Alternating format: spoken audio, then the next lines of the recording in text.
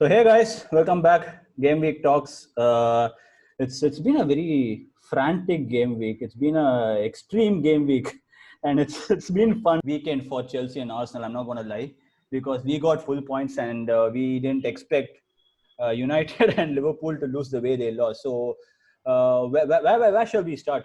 There's a lot of talking points. We should let's start with Arvind, like the champions with the biggest defeat. Uh, like, will talk us through how you felt What do you think watching a went team wrong, losing man? 7-2. Seriously, we expected you guys to thrash Villa. What went wrong? Oh, we expected the same thing, but then I think from the time they kicked off, I think everything has gone wrong for us. Everything what has happened to, our way of football, we didn't play, and Adrian at goal. I have no words to describe how pathetic as a keeper he is. உங்களுக்கு தெரியும், you guys know you have Kepa, so I mean, it's good that Pickford and Adrian is giving competition to Kepa. yeah, that's true. But I think this time Aston Villa, they have exploited Liverpool's weakness. Like we were stripped naked, and that's how exposed we got. So playing high line is a good thing. We have been doing that last season, a couple of seasons since Klopp took over. But Right. I think this time around, something had to change. Even when you're playing high line, the pressure from the midfield has to balance it out. So our midfield was quite weak. They didn't win challenges. And Aston Villa, they were ruthless. I mean, if For it was me, another club, the major important thing I noticed in the game was you guys played a high line, I accept. But when you play a high line, you should always have a sweeper keeper, and Adrian's always been doing that well. And I mean, sorry, the Allison's always been doing that well. Allison, yeah. But Adrian kind of was like between the six. So one through ball could easily open the defense. And that's exactly what happened. But for me, where you guys set up right? Did you have the strongest 11? In the sense, no, we did not. Obviously, No, Mane, that's did true, you guys right? I pick mean, Mane? see, Allison has been an integral part of a unit. So obviously, even though he does some games, he has nothing to do. Also, he contributes to the gameplay. Right. So Adrian is always a liability for us. He's always, whenever he has the ball in his legs, we fans always we get scared. We don't know where he's going to pass because he's not that kind of player. He's not a keeper who can play from the back. But our style demands a keeper to play from the back, and Adrian's not like that. So But obviously, Arvind, do you think excluding the goalkeeper, you had the best 11 on the pitch on that night at Villa Park? I'm sorry. Excluding the goalkeeper. Excluding the goalkeeper, do you think you had the best 11 on the pitch at Villa Park? No, this is not our best 11. Mane is not playing, and we don't have in midfield. It looked good. This is the same midfield, it started out against Atletico. The only thing was Chamberlain played, I guess, instead of Keita. Right. But then I'm still happy with midfield, the players who started in midfield. But in attacking threat, we didn't have Mane. Jota played instead of Mane. Jota was good in the first half, but not that great in second half. And Joe Gomez and Trent, they were very bad this game. Right. So I wouldn't. There's no argument and discussion about whether this was the best starting 11 or bad starting 11, because this was the same team which played last season, losing only 3 games. So there's no argument about that. Right. It is only about how the performance was on that particular game week. It was a shocker for all of us. I don't think Klopp would have seen this coming. But then teams are slowly they're trying to understand how we play. We spoke about wing backs getting shut down by the opposition. But now it's more about that. They're trying to expose our weakness, which is defending high line. You could have seen that example right when we had the goal conceded for the free kick. It was a very open gameplay. We held our line and they scored an easy goal. That couldn't be an This easy tells goal me scored. how much you guys needed Thiago signing, and this tells me how much he could have brought a difference to the team. So for me, that was the only thing. So I felt even though they scored 7 goals, it wasn't like Liverpool didn't have chance. Liverpool kept creating chances, but your decision making in the final third was poor. To say the Not just the final third. I'll tell you, in the second half, these guys were struggling to thread at least 10 passes together because 4, 5, 6, and then suddenly we lose the ball in the midfield and then back again in counter. And when they started coming on counter, our defense, they were here and there. They were split apart. So obviously they're not a unit. They were not together. So, and there's obviously, you need to be really aggressive to play front because you've already conceded 4 goals in the first half. So with that mindset, when you go front, obviously when that team comes attacking back at yours or the other defense, then it's going to be really difficult. You need to have the correct person at the right time. And obviously, I mean, Adrian, I still don't understand what he was doing away from the goal. I think you would have seen that clip. When the cross came in, he was standing somewhere away from the goal post. I don't understand what kind of a keeper he is. So, but I think this, even though this result is kind of a one-off result where you lost 7-2, but you guys have been defensively poor right from the start of the season. You conceded 2 goals to Leeds, and even against Chelsea. Even against Chelsea, you guys were not exactly. No, but against Chelsea, we have a clean sheet. So I mean, and our defense. But then you guys, that's majorly, I think it's because Chelsea were down to 10 men. So if they're playing with the full complement, they would have attacked you guys even more. But the thing is, the thing with these so-called small clubs like Leeds and Aston Villa, they don't have any fear. Like, we were very pragmatic playing against Liverpool, and Chelsea were very pragmatic playing against Liverpool. But these clubs wanted to attack Liverpool. They were like, I don't care, I want to perform, and that's how they did. They exploited your frailties at the back. And like you said, Trent and Gomez, that side, the entire side has been shambles this season. And 7-2 against Aston Villa. You can't blame. You can blame Klopp also for this. You guys were when you know that Adrian was at the back, he's going to start the game. You guys should have changed the game plan according to Adrian, instead of sticking to that same game plan where you guys were caught. I mean, I don't think Klopp deserves to be blamed here, because see, we have Adrian for all the stick I'm giving Adrian. He has won 11 games last season when Alisson was injured. So I'm not sure how many of us observed that. But ever since Atletico, see that one moment, it spoiled his entire reputation, all that he has done for Liverpool. See, again, he makes really good saves in the game. He's a good shot stopper. But his awareness is what we are not. Our game does not take into. His awareness is very poor as a goalkeeper, as a sweeper keeper. So again, blaming the manager or blaming individual players for the entire, as a unit, they are at fault. I'm not going to just blame Adrian for it. Virgil was poor. Trent was poor. Fabinho was poor. Everyone were. It's a collective disaster. When you lose 7-2, you can say it's a whole team was on. Whole team exactly. Whole team. Yeah, the whole entire team was bad. My take on the game was, when you play a team like Villa, who don't play from the back, who play from midfield, who don't counter-attack you as much, who wants to play that quick one-touch football, I felt Liverpool's approach to the game was completely wrong, because I felt when you play a team like Villa, you can't press so much, and you can't expect a team to press so much and not get beaten in one through pass, because Villa is not the kind of team who plays from the back like Brighton. So I think if you guys had a pragmatic approach, you guys could have had a better outing. No, that is never going to happen, Andy. I mean, I'll tell you, Liverpool playing pragmatic is not going to happen, because they're always going to stick on to their attacking game plan. The only thing is whether you face a setback in the game, how well you manage to cope up with it, and you rectify that mistake and come back. That is all about the mentality that Klopp has built in his players. But when you quickly concede goals and you don't know exactly how to make your game plan better, individual performance is also important. See, for example, Taki came on for Bobby. Bobby was very bad. His finishing was very bad. There are instances where he could have scored 2 goals at least. He had 2 shots blocked by Martinez. And there are instances like that where anything could happen. The game could have been in our hands. But still, it is not happening. And then you just continue to play. You can't just stop because of that. And ruthlessness. I mean, Aston Villa were completely ruthless with us. If it was another team, if it was some other season, after scoring 3 or 2 goals, they would just sit back and just let Liverpool pass around. Especially teams like Burnley. But Aston Villa did not do that, which is why Liverpool, the players and the manager, they appreciated Aston Villa for being completely ruthless.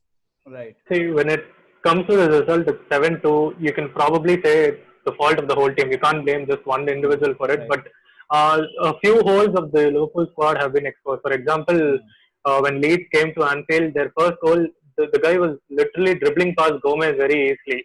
And it happened again with Werner when Fabinho was made as a makeshift centre back. I think Liverpool are having problems with deciding who should partner Virgil van Dijk in the centre of the defence.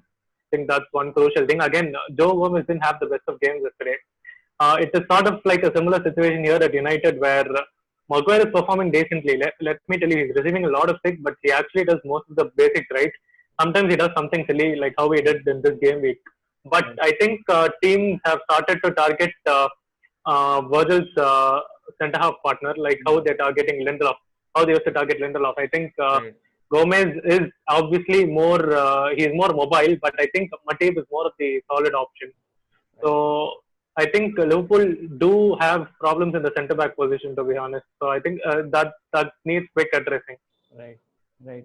So on the long run, I think probably Thiago can play in the central role, and maybe they can probably employ Fabinho as a makeshift centre back for a brief amount of time. I mean, this kind of results, I think we can expect a lot this season because of the tight fixtures and a lot of crammed fixtures. And I don't think so. This is going to be just Liverpool who's going to get this 7-2. I think a lot of teams might get embarrassed as the season goes. But moving on to the game, the other team who got embarrassed was United. So what's your take on the game, man? I think, look, when it comes to the results of both Liverpool and United, I didn't expect Liverpool. But at the same time, if I was Arvind or if I were any other Liverpool fan, I wouldn't worry a lot about it. I wouldn't fret a lot. I think it's not that much a whole. It was probably, Villa were very clinical on that day. Let's give that to them. And any other team probably, like, they scored in most of the chances. But that's not the case here. At Old Trafford, what happened was, I don't know, it was a massacre, I guess. I think that result is probably more significant because I don't know if the players are playing for the jersey anymore, or I don't know if they did it to get more transfer signings. I have no clue because sometimes the left wing position was so vacant. Like Harry Kane was just putting a pass that just tore apart the defense. Yes, there was literally no character that was going on. So who do you blame for this? Do you blame Ole or do you blame the players for the lackluster performance? Even if the managers put a team, it's your responsibility to actually put a decent performance, even if that's true. But you can't go into Old Trafford losing 1-6 to Tottenham. Yeah, exactly. So look, I don't want to make Ole the scapegoat over here because I don't think he's actually received the backing from the board. I mean, he's literally been. This has become a cycle, to be honest. When we actually finished second in 2017-18, when we came second to City, that was actually a good season because I think that's the best season United have had since Fergie left. Right. So after that, the only signing which we made under Mourinho was the signing of Fred. So I don't know. Once the club gets into the Champions League, I don't know if the manager is actually getting good backing. I think I would put most of the blame to Ed Woodward. Right. And one more thing is, I do believe United did play their best 11 on the night. I think Bailly is more stable and he just puts in a lot of more effort than Lindelof. I don't know if you saw that he made 2 consecutive blocks at the same corner. I think he shows more spirit. It's just that he's more injury prone. But I can firmly say that United did play their best 11 tonight. I think, but I just think you have to give credit to Tottenham. And at the same time, you also have to admit that there is a crisis going on here. I think the squad is good, but I think the players simply aren't good enough to probably be challenging for a top 3 or top 2 place. Right. No, I mean, it was the players, the Spurs player, I think there was an incident also on the pitch with Martial and Lamela. Lamela, I think that was unlucky. Yeah, exactly. That was really unlucky. To be honest, I mean, Lamela should have been shown a red card there. And then the game would have been really balanced. I don't think if the 10-man, I don't think Spurs are capable of scoring 6 goals. Honestly, I don't think Spurs would have scored 6 goals, but I also know that United wouldn't have won even with 10 men on the Spurs side because the 2 goals that we conceded before, it was ridiculous. Right. One was an error and the other was a very quick free kick. I think the defense was in shambles even before Marshall got sent off. Right. Which was exactly my point. They were being peppered left, right, and center even before that sending off. I think, like you said, both of them should have been sent off, or none of them should have been sent off. Right. I think that should have been the.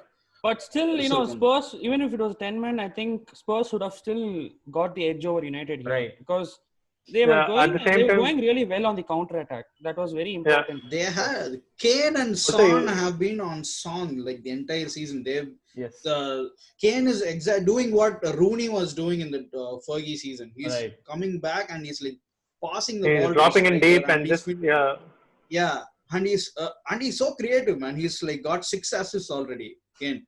And we thought he would be getting into the Golden Boot contest, but then he's giving more assists than De Bruyne this season. But we should compliment Mourinho for that. And also, when you say Mr. Lamela and his acting that got Martial sent off, that's what Mourinho wanted. He wants his team to play like stupid. I mean, I'm not going to talk because I know how Costa does that, and I know how our players does that. So it's exactly what Mourinho wants. He loves shithousery. Like Mourinho is completely. That's what he wanted. That's how he likes it. And Lamela got the man of the match for that. That's the irony. Seriously, Mourinho would have been happy. Like, yes, my game plan. Finally, there's someone, and we have to not discount the impact of Højbjerg. Like he's been immense for that Tottenham midfield. Unlike Man U, who needed someone like that Højbjerg in the midfield.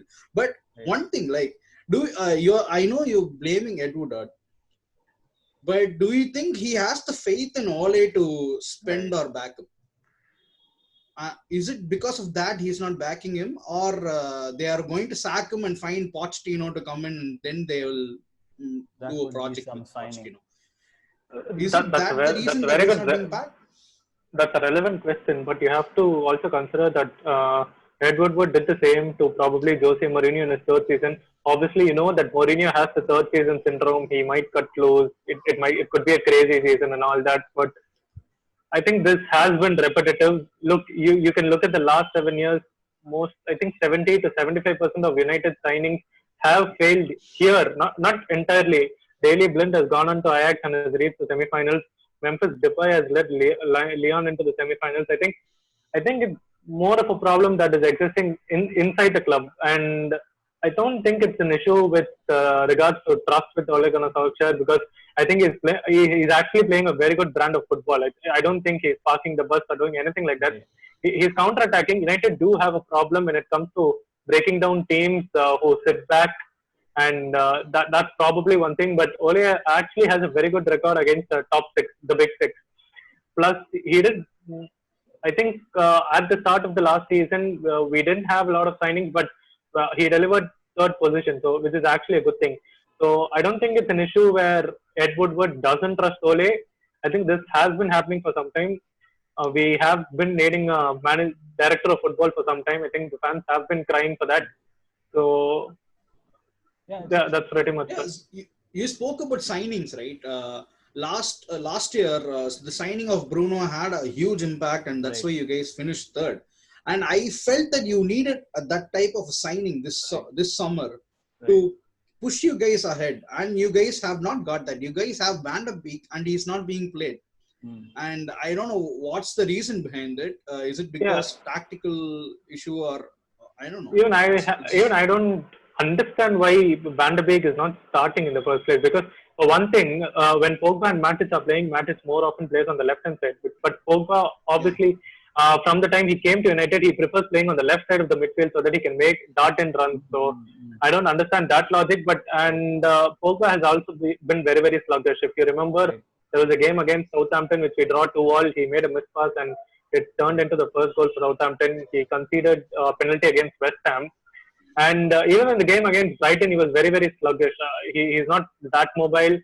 I don't know what's happening, but I did expect Van de Beek to be starting ahead of Pogba this week. I think that is surprising. I don't know what's the mechanism that's going behind. For me, I did expect Van de Beek to be starting. To scapegoat Pogba. The talent is always there, but I feel his attitude isn't helping him much. There is a lot of talk behind the scenes that I am doing this, I'm doing that, but he doesn't put it on the field.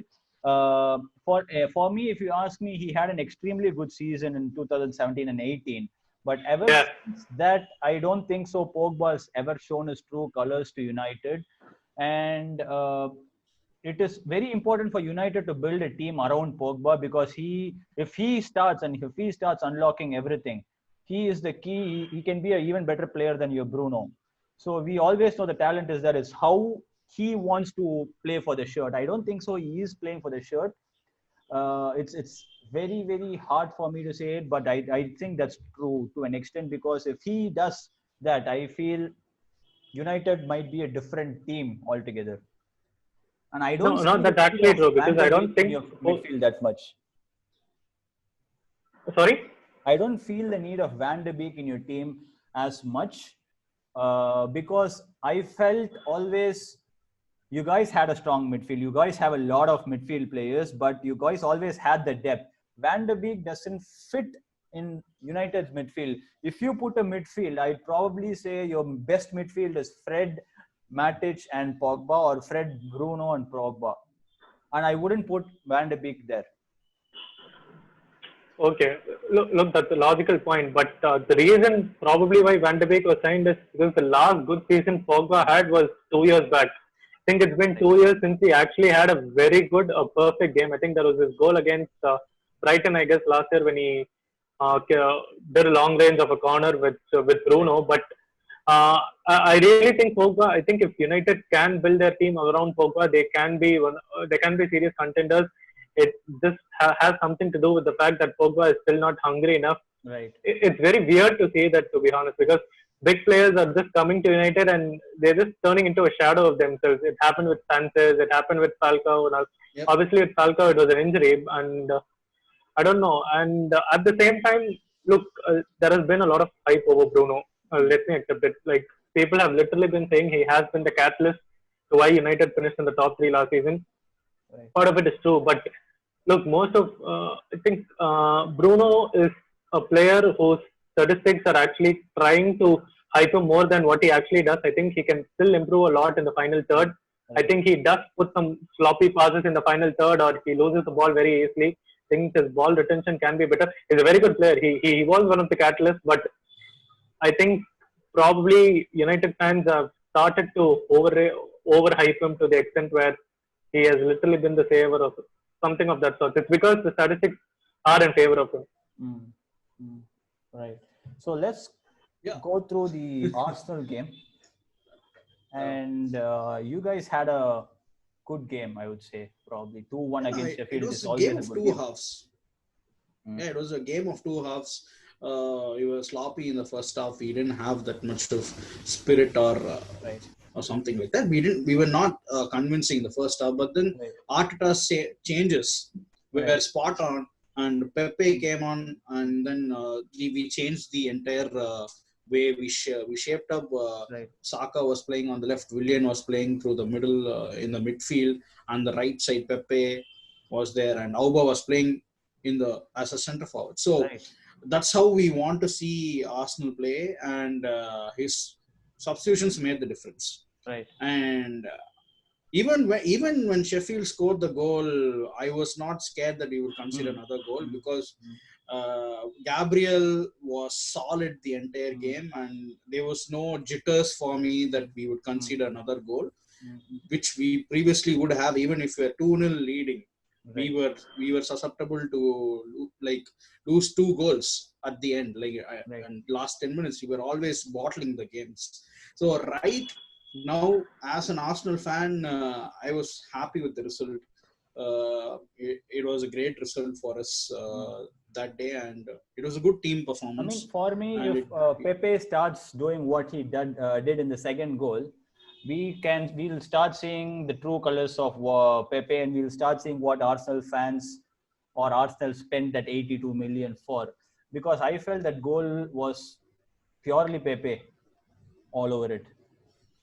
Yeah, that's Pepe's trademark goal. Like, usually Pepe used to receive the ball at his feet. He's not that type of a player. He always wants the ball to be played into the spaces, and he'll run after the ball and cut in and score. So that's how he was used to scoring in Lille, and that's how he did. That's the exact goal that he used to score in Lille, and it was great finish. And Saka, the 90-year-old kid, he is on a roll. He's called up for England, and he's also gotten his goal. It was a great weekend for Arsenal, and after the transfers as well, I am gassed. I am ecstatic. Thomas Partey. I mean, he didn't get awards, so at least now you're happy with Partey. I mean, that guy is a proper unit, right? He can improve your midfield, and on a very different level. And with Ceballos, I think your midfield is actually set, because I don't know exactly what the midfield offers, because most of the time when you play big teams, I see them defending. But then when you guys go forward, I think the wing backs and the attacking midfielders, they can worry going forward. They don't need to worry going forward, because Thomas Partey is also. Partey is there. He'll do the cleaning apart, because Liverpool know what he is capable of. So, so he absolutely destroyed them against in the. Are you sure about that? League. Because I don't think, apart from defending, these guys did anything at Anfield. You know, I mean, that's. I don't think Partey was immense. People gassing him up, you know, having a great performance against Liverpool, but then I think he got bodied by Gini Wijnaldum. He was that good. I mean, he was not. I wouldn't say. He was there. He contributed defensively, and I think that's the entire gameplay of Atletico. No, he took a ball. He took the ball from his box and then went past 3-4 Liverpool players and advanced the ball. So that's the gameplay of Partey. He can drive the ball forward, and he can go past defenders, and he can also be very stable at the back as well. So it's a good signing for us. But speaking of signings and their impact, finally Chelsea's signings. I wouldn't say Chelsea's signings are making impact. I would say, sure, Chelsea. What we won 4-0. We again for me it was a game of two halves. As like in Arsenal, it was game of two halves. We weren't. We won 4-0. It looks convincing. It looks nice. It looks. It was against a good Palace team, by the way. Yeah, it looks 4-0. It looks wow. But I don't see Chelsea team yet being there. Yes, we won 4-0. Yes, we were defensively solid, but going forward, we are still not clicking as much, because if you see, most of the goals contribution is coming from our left backs and center backs, which is not what we expected. So I think we had a good game. We played well. We are looking much better than what we looked in the last 2-3 games. Players are playing where they need to play. We finally had Lampard sees how Havertz is in his number 10 role, and how Hudson-Odoi is very important for us right wing, and it's good that we fended off Bayern Munich. It was very tempting to take the 70 million and a loan option, but it's good that we fended it off, and Lampard realizes how good and how important Hudson-Odoi could be for the team. So for me, we won 4-0. It was a good victory, 3 points, but I wouldn't read too much into this game because 4-0 looks convincing when you look at the score sheet, but I would say we still have a lot to give. Once Ziyech and Pulisic starts to come, it's going to be really, really interesting for... But then again, where are they going to play? Right. After Ziyech and Pulisic come, who do you think is your best front three or best front four? For me, it's going to be really interesting to see how Lampard is going to use Tammy and Giroud. For me, once Pulisic comes, he's going to go to the left, and Werner's going to go up front. And I think that's how it's really going to be. And I don't think so Werner will be playing from the left if we are going to use 4-2-3-1. If we are going to play 4-2-3-1, I think we will be seeing a lot of long balls from Chilwell and a lot of long balls from your Ziyech. And that's how I see Werner utilizing or unlocking his full capacity, because he needs a lot of space to run. And I see in this season, I see Chelsea counter-attacking a lot and not the high press game that we used last season. The high press game suits when Tammy is on the pitch, but not Werner. We could do that. Tammy's the out ball. And Werner starts, but I feel we will be counter-attacking if we start Werner. So I feel it's going to be really interesting to see how Lampard... So what do you think about Mason Mount, Andy. I mean, he's Lampard's favorite player, I guess. It's very obvious that Lampard, I think there's a blood relation, I feel, between Lampard and Mason Mount. He starts almost every game. But I'm not going to be overly critical. I like Mason Mount, but I like him starting at his best position, which is his number 8 position, where he must be fighting with Havertz a lot. If you're going to use Mason Mount, use him in his best position and not in the right wings and left wings, because I feel he's being sacrificed a lot right now because we don't have wingers. And I also feel we don't have any reason to complain because we've got backup for every position. Every position we've got 2 backups right now. We've got 2 centre backs now that Rudiger is not going to go, and now that Alonso is not going to go. We've got like 2 positions backed up. And you have great backup for the goalkeeper as well. Kepa being. We've got 3 keepers, and we don't know how we're going to go with it. Potentially, we've got the most expensive 3rd goalkeeper in the world. Kepa is going to be the 3rd most expensive goalkeeper. He's the 3rd keeper for us, and he's the most expensive goalkeeper in football. Waste of money.